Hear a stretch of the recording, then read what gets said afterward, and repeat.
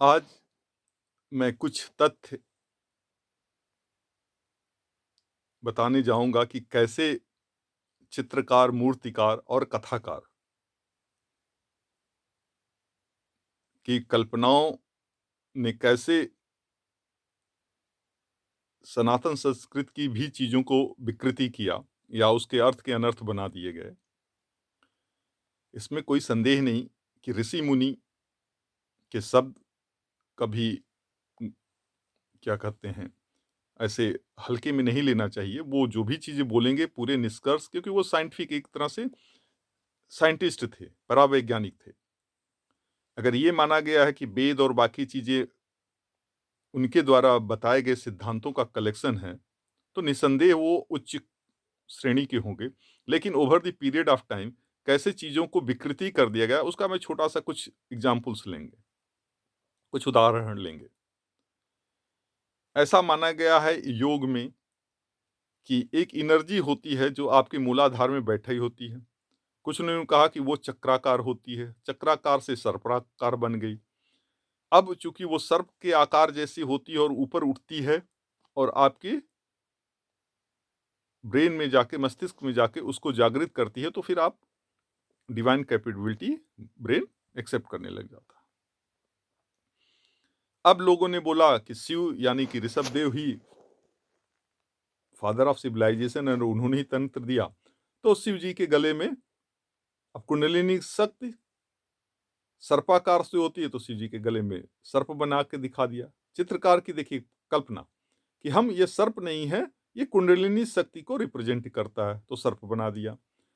शिव जी के अब हो सकता है कि पूर्ण चंद्रमा दिखाने में अच्छा ना लगता हो या कुछ और भी होगा उसने शिव के चंद्रमा में, क्योंकि सूर्य नाड़ी और चंद्र नाड़ी से कॉन्शियसनेस जो चेतना होती है उसको हमेशा चंद्र नाड़ी माना गया है, जो और उसको चंद्रमा से दिखा दिया गया। एक परिकल्पना ने कैसे सांप बना दिया गया और कैसे वो बना दिया गया और लोग उसी को विश्वास करने लग गए। अब एक और हमारे यहाँ घटना मानी जाती है कि लोगों ने डिसाइड किया कि देव और राक्षस मिलके समुद्र मंथन करेंगे और समुद्र मंथन से अमृत मिलेगा, उस अमृत को बांट लेंगे। अब इसकी कहानी की जो सच्चाई हमें समझ में आई एनालिसिस के बाद, वो होता क्या है। समुद्र मंथन कहीं समुद्र में मंथन तो हो नहीं सकता, भाई झूठ तो ऋषि बोलेंगे नहीं। अब खिस्सा कहानी कथाकार और उसने क्या बना दिया, उसका उदाहरण लीजिए। समुद्र मंथन का था कि अपने ही शरीर के अंदर मंथन करना है। बैकबोन ही आपकी देखा जाए तो मस्तिष्क का विकास कर सकती है, तो हो सकता है उसी को रिप्रेजेंट कर दिया होगा किसी ने पर्वत के रूप में। और अगेन वासुकी नाग को रस्सी बनाया गया, तो कुंडलिनी शक्ति सर्पाकार होती है, तो किसी ने उसको रस्सी की तरह बोल दिया कि सर्प को रस्सी बना के। और देव और राक्षस, तो इंसान में अगर आप कुंडली देखेंगे तो देव और राक्षस ये गुण होते हैं, मनुष्य गुण होता है। तो जो अच्छे गुण हो जाते हैं उनको देवगुण कहा जाता है, जिसमें आलस्य लगे ये लगे उसको राक्षस गुण माना जाता है। हाँ, लेकिन जिसकी सिक्स सेंस, छठी इंद्रिय बोला गया है, वो सक्रिय है, तो भी राक्षसों का गुण माना जाता है। तो कुछ अच्छे गुण भी हैं राक्षस में। तो नेचर में भी देखा जाए कोई भी बुरी सी बुरी चीज भी होती है तो उसको आप दवा के रूप में यूटिलाइज कर सकते हैं। तो ये राक्षस गुण और देव गुणों को रिप्रेजेंट करता था जो शरीर के अंदर ही होती है। और जब आपको उच्च शक्तियां मिलती हैं तो उसमें विष भी के चांसेज होते हैं। अब वो विष क्या है, तो हुआ कि मंथन हुआ तो हलाहल विष मिला और शिव जी ने पी गए। वो विष कुछ नहीं था, जिनको अभी मैं ज्यादा डिटेल में नहीं जाऊंगा। तो जब आप अ, ध्यान में जाएंगे तो, और ध्यान में जब एकदम विचारों की शून्यता आ जाती है तो वो भी अननेचुरल हो जाता है, अप्राकृतिक हो जाता है। तो उसके तीन खतरे भी के चांसेज है, वो तीन खतरे जो बताए गए और सच्चाई भी है। कभी कोई पूछेगा तो मैं डिटेल में बताऊंगा। वो सच्चाई ये है कि आप, क्योंकि ब्रेन एक्टिवेट होने वाला है, आप पतले तार में 10,000 का वोल्ट का करंट पास कर देंगे, क्या होगा, तार ही जल जाएगा। तो आप पागल भी हो सकते हैं, आपको लकवा भी मार सकता है, पैरालिसिस अटैक हो सकते हैं और आपकी मृत्यु भी हो सकती है। तो ये तीन जो चीजें खतरे थे, इसको विष के रूप में दिखाया गया और उसके बाद अमृत यानी कि आपकी ब्रेन इतनी एक्टिवेट हो जाएगी कि वो ब्रह्मांडीय रहस्यों को समझ लेगी और उसके अंदर एक दिव्य शक्तियाँ आ जाती हैं।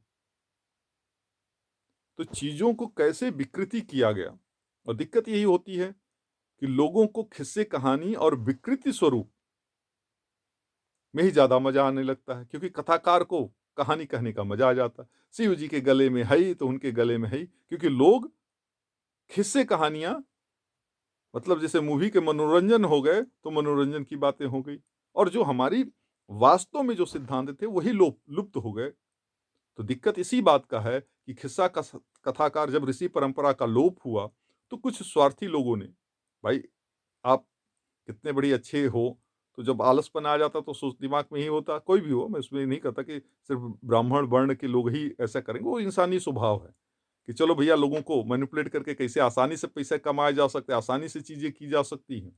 तो लोगों ने उस चीज़ को मैनिपुलेट करके झूठी-मूठी किस्से कहानियाँ डाल दी।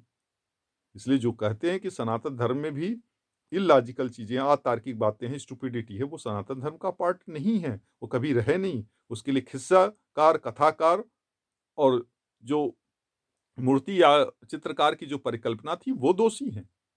ऋषि दोषी नहीं, कभी ऋषि को क्या भाई मतलब? वो सामाजिक इंसान ही नहीं होते थे, वो क्यों गलत चीज़ें बताएँगे? उनको कोई हथियार के बल पे अपना साम्राज्य नहीं बढ़ाना था कि झूठ बोलना कि मैं तो भगवान से मिल के आ गया हूँ। अब किसके बारे में मैं कह रहा हूँ तो समझ ही गए होंगे। और तलवार के बल पे लोगों का, और उनकी भी तलवार चलती नहीं, लोगों को दया आ जाती थी और वो दया का फ़ायदा उठाते थे। ऐसा नहीं उनको मार के गिरा दिया जाता। लेकिन दया के कारण ही वो अपना धर्म का प्रचार कर रहे हैं, लोगों को मूर्ख बना रहे हैं। लेकिन ऋषि किसी को मूर्ख नहीं बना सकता, क्योंकि उसको गरज ही क्या पड़ी है। तो उनके सिद्धांत कभी दूषित नहीं हो सकते। दूषित इन मूर्तिकार, चित्रकार और कथाकारों ने कह दिया। शिव पार्वती की विवाह हो रही है, हई हो रही है, अरे कितना टीवी में, खुद ही तुम सनातन धर्म का अपमान कर रहे हो, कोई दूसरा नहीं कर रहा है। बाकी धर्म में तो मुझे पता है कि कुछ है ही नहीं, वो तो और भी कूड़ा करकट है। लेकिन तुम जो ऋषियों के सिद्धांत थे उसको भी कूड़ा करकट बना दिया, उल्टी सीधी चीजें डाल के। ये सिर्फ एक एग्जाम्पल था। बाद में मैं बताऊंगा कि कैसे आराधना सिर्फ प्रिपरेशन था, जैसे धारणा की तरह। लेकिन आराधना को ही सब कुछ मान लिया गया और धारण और साधना तो भूल ही गए। और फिर चिल्लाएंगे मैं तो सनातन धर्मी हूँ। जैसे अमरनाथ में सारे स्टूपिड जाते हैं। वो लिंग की भी कहानियां बताऊंगा कि कैसे एक रिप्रेजेंटेशन था और उसके नाम पे मूर्खता पूर्ण करके अमरनाथ यात्रा कर रहे हैं पागलों की तरह। साधना तो कर नहीं पाते, स्टूपिडिटी करते हैं। ये स्टुपिडिटी कभी सनातन संस्कृत की बात करता हूँ मैं, धर्म या धर्म की बात करता हूँ। बाकी रिलीजन है, मजहब है, वो धर्म नहीं है, वो पंथ है, वो कंप्लीट पैकेज भी नहीं है। तो मैं तो उनकी बात ही नहीं करता। धर्म सिर्फ एक ही है, सनातन धर्म। बाकी तो धर्म की श्रेणी में आते भी नहीं है। और सनातन धर्म का मतलब जो बेस्ट प्रैक्टिसेस के कलेक्शंस थे। और पता लगा कि वो तुलसीदास ने कुछ उल्टा सीधा लिख दिया, वेद व्यास ने कुछ, कवियों ने कुछ लिख दिया, उसको ही महान मान लिए। कवि की परिकल्पना कल्पना कितनी होती सबको पता है। तो उन्होंने, मतलब जो दो कौड़ी के लोग नहीं थे, आप उन दो कौड़ियों को पूजने लग गए और जो असली चीजें थी वो लुप्त ही हो गई उन दो कौड़ी के लोगों की चीजों में। जैसे खरपतवार ज्यादा जम जाए तो क्या करते हैं, जो आपको चीजें चाहिए उसके जगह पे खरपतवार ही हो जाते हैं। तो ये वेद व्यास हो गए, तुलसीदास हो गए, तो देखा जाए तो ये खरपतवार हैं, सनातन संस्कृत के खरपतवार हैं। हाँ, लेकिन खरपतवार में भी कुछ खरपतवार औषधीय गुण भी रखते हैं। तो कुछ बातें उन्होंने एक तरह से कहानी के माध्यम से, कविता के माध्यम से बचा के भी रखा, लेकिन खरपतवार वाला भी काम खूब किया। तो हमारा वीडियो देखने के लिए धन्यवाद। हमारा उद्देश्य होता है कि एक इंसान को लॉजिकल इंसान बनाइए। एजुकेशन सिस्टम की फॉल्ट है कि धर्म के नाम पे, आस्था के नाम पे हम तर्क नहीं कर सकते। ये तो तुमको मूर्ख बनाने के लिए कर दिया कि हम गलती सही कर दिए तो तुम उसके सपोर्टर बनो। और कुछ लोगों को दिखाने के लिए हो जाता है कि मैं तो धार्मिक हूं, तो उसी स्टुपिडिटी को सपोर्ट करेंगे। चलिए, मैं वीडियो को लंबा नहीं करता हूँ, यहीं पे समाप्त करता हूँ। और जो मेरा वीडियो अंत तक देखे उनके लिए विशेष आभार कि हमारी ये बातें तो बड़ी क्या कहते हैं, लच्छेदार नहीं होती हैं, फिर भी आपने सुना। धन्यवाद।